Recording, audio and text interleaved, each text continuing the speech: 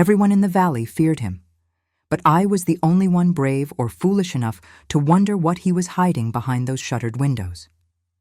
They said his house had been built before the war, that its foundations were steeped in sorrow, and that anyone who crossed his gate never came back quite the same. I used to watch it from my window at night, the old stone walls half swallowed by ivy, the single light glowing behind heavy curtains. To me it didn't look cursed, it looked lonely. I was 18 that summer, sent by my father to stay in the countryside so I could learn quiet. The air was heavy with the scent of pine and rain, the kind that clings to your skin and whispers that the world is larger than you think. The villagers avoided the road that led to his house. They said Daniel Moore was dangerous, a man who'd once been something grand in the city before tragedy stripped him of everything. Some said he was a recluse because of guilt. Others said he preferred darkness. But the truth is, no one knew him, and in that silence, rumors grew like weeds. The first time I saw him, he was standing by his gate, the late sun burning gold across his face.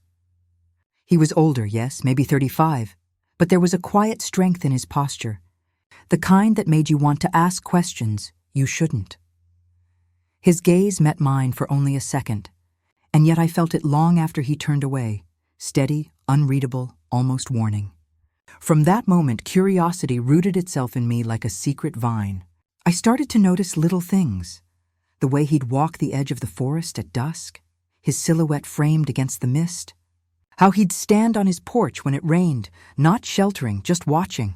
I asked the shopkeeper about him once, and she only shook her head. Stay away, child. Some stories aren't meant to be told. But I couldn't. Something about him pulled at me. Not pity. Not infatuation. Something deeper, stranger. Like my soul recognized the echo of another solitude.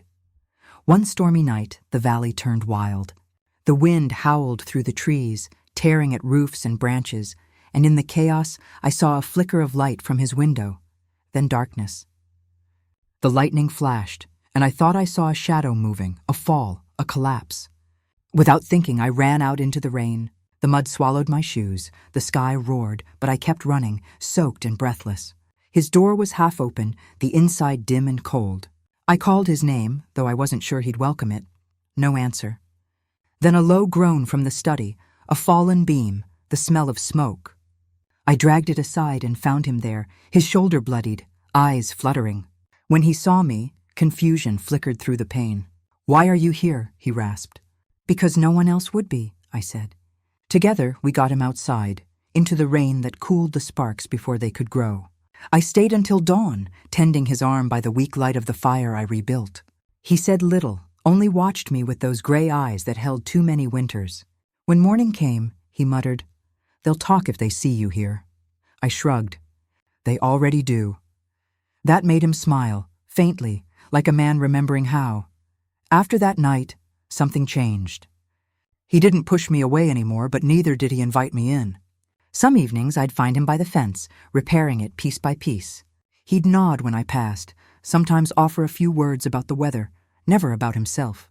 I learned more from the way he looked at the world than from anything he said, the careful patience of a man who'd been broken but refused to vanish. The villagers noticed. Whispers followed me everywhere, cruel and sharp. "She's bewitched." "She doesn't know what he did." I ignored them. But once, when a group of men came to mock him outside his gate, I stepped between them. "You don't even know him," I shouted. They laughed until Daniel appeared behind me, silent, calm, and so utterly unafraid that they scattered like crows. When they were gone, he looked at me, not with anger, but something heavier. "You shouldn't defend me," he said quietly. "You'll only get hurt." I met his gaze, trembling but certain. "Then let me decide that." He didn't answer, but that night I found a single daisy on my porch, its stem wrapped in twine. No note, just that fragile offering. I kept it pressed between the pages of my journal. Days bled into weeks. The summer deepened, the forest grew thick with scent and song, and I began to understand the rhythm of his solitude. Sometimes I'd see him in the woods at dawn, walking with a limp I hadn't noticed before. Once, when I asked about it, he said, "An old mistake. Some scars don't like to be forgotten." Then, softer. But some are worth remembering. It wasn't until late August that he told me what happened. The fire, the loss of his wife, the guilt that drove him from the city. He spoke without tears, just quiet acceptance, as if the pain had burned itself hollow. The night she died, he said, I was the one who told her to stay behind. I thought the storm would pass. It didn't. I didn't try to comfort him. I simply reached out and held his hand. His fingers tightened, hesitant but real. For the first time, the valley didn't feel haunted.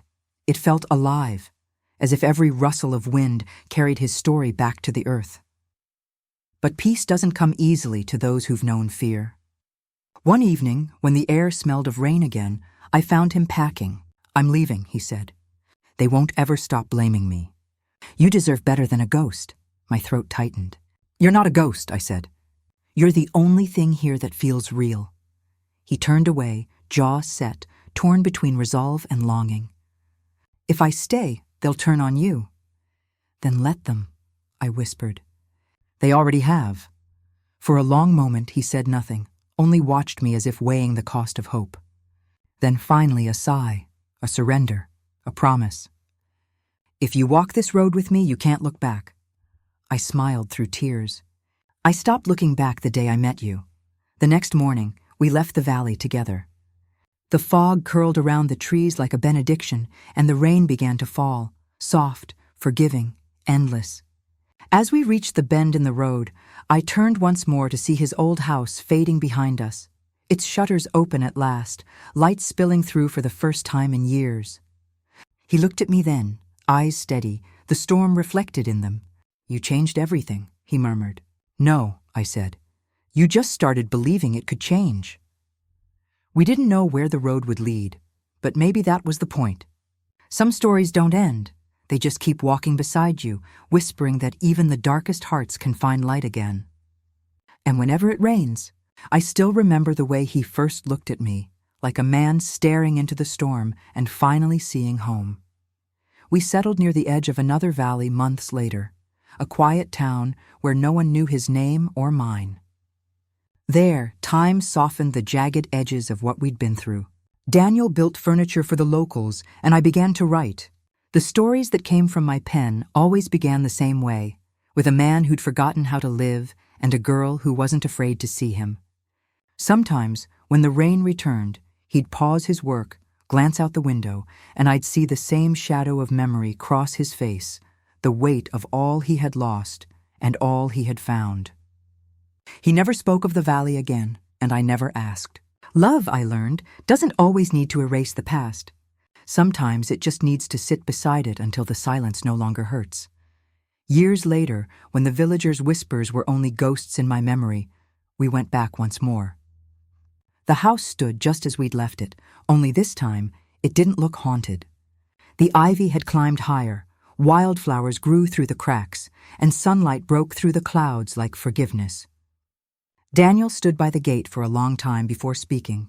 It doesn't feel like it belongs to me anymore, he said. Maybe that's good, I answered. Maybe it never did. He smiled, quietly, and for a moment I saw the man he might have been before the fire, whole, unguarded, alive. We didn't stay long, but as we left, he reached for my hand, his thumb brushing over the small scar on my palm from that first stormy night. I never thanked you, he murmured. You did, I said, every day since. Sometimes, when I wake to the sound of rain, I can still feel that valley breathing through the years, the pine, the mist, the echo of fear turned into something gentler. I think about how strange it is that love often begins where the world tells you not to look, how it can grow between ruins and still bloom despite the weight of rumor and regret. The villagers were wrong about him. He wasn't cursed. He was just waiting for someone to remind him that even in the deepest solitude, the heart still listens for footsteps on the road. And I was foolish enough, or brave enough, to take that step. So now, when people ask how it all began, I smile and say it started with a house that everyone feared, a storm that almost ended him, and a light that refused to go out. But really, it began the moment I saw him standing by that gate, the setting sun caught in his hair, the kind of beauty you only notice when you've stopped believing in miracles. because that's what he was in the end, not a ghost or a legend, but a man who'd been found.